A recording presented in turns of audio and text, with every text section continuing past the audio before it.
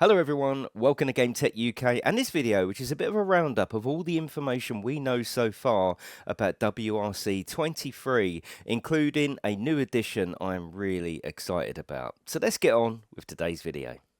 Ever since WRC5 in 2015, KT Racing has been at the helm of the WRC series. That realm ended last year with WRC Generations, which is actually a really good game. Well, now it's time for EA and Codemasters to take over the reign, as they've now got a license right up until 2027 for WRC. Of course, you know Codemasters from the Formula 1 series. They've been producing that since 2009, along with Dirt Rally 5 and, of course, the fantastic Dirt Rally. So we're in safe hands with Codemasters. One thing interesting to note is that they're moving on from their Ego game engine. This is what the Formula 1 series is currently built in. A lot of people say it's holding that particular series back. Well, now to give us a huge generational leap in quality, they're going over to the Unreal Engine. So it's also going to be interesting to know, how does this game run and look, and does that mean the next Formula 1 will be in the Unreal Engine? So what do we currently know about the game? Well, WRC will feature 18 official locations. That's 370 miles of challenging terrain on asphalt, gravel and snow. There's over 200 stages at launch. If we compare that to WRC's Generations, 165 at launch. 12 of the 13 official WRC stages are going to be in the game at launch. That missing stage is going to come as a free post-release update, and that's going to be a new stage that starts in Prague and takes us all the way through the Czech Republic, Austria and Lower Bavaria. Chile and Mexico are also going to make a return this year. Meanwhile, Rally New Zealand, Catalonia and Belgium leave the roster for 2023. Interestingly enough though, for the first time in a Codemasters rally game, all the stages can be tackled in any season. Now, we learnt most of this information from their release trailer on the 5th of September, but just yesterday they released a deep dive video. I'm going to go through a couple of those bits now, especially the bit that I'm most looking forward to. Trailer starts by talking about the shift to the Unreal Engine and how that's going to let them make much more detailed and much longer routes. One of the routes is 30 kilometers long, and you can see here from the screenshots, this really does look quite fantastic.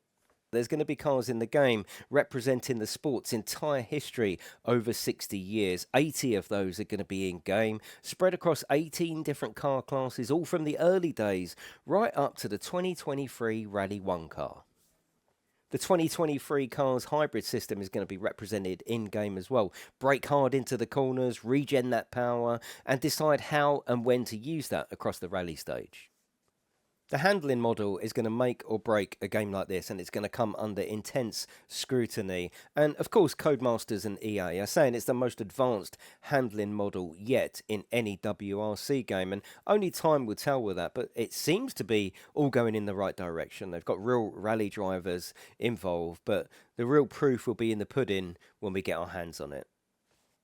Sound seems to be getting a lot of attention as well. They're going all in. You can see here the lengths they're going to make sure that they're getting that real rally sound, and there's going to be lots of microphones and different cameras and recording equipment here to make sure in-game we feel like we're driving these absolute powerful monsters. As if my interest wasn't already piqued, they then go on to show a real corner of a rally stage versus what it looks like in-game. These are all based on real roads, so this is such good news, and it's going to really add to the realism and immersion of a rally game. Here's an example of what we were talking about earlier, with all routes being available in all seasons, and this is just going to add a hell of a lot of replayability. Look at the difference in the same route in the summer versus the winter. It's going to be great to set all those times based on different seasons. Then we come to my favourite part of the game, which is the builder mode. Here you can design a rally car, just as Colin McRae did in his Colin McRae R4 car. This is looking fantastic, and if you love cars, if you love rally cars, I mean, look at the amount of parts you can change. You can use second-hand parts, you can change bumpers, aerodynamics. This is the bit that I think I'm going to spend most of my time in.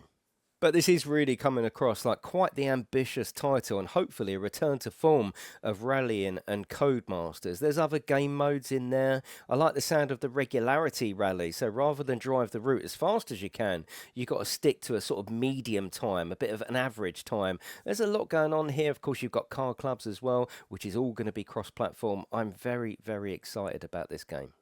So let me know in the comments section below, are you interested in this new WRC game? Tell me what platform you're going to be playing it on as well. Given that there is cross-platform support for the multiplayer element, I would love to know in the comments section below. But that is it, everyone. Have a lovely day, and I will see you in the next one.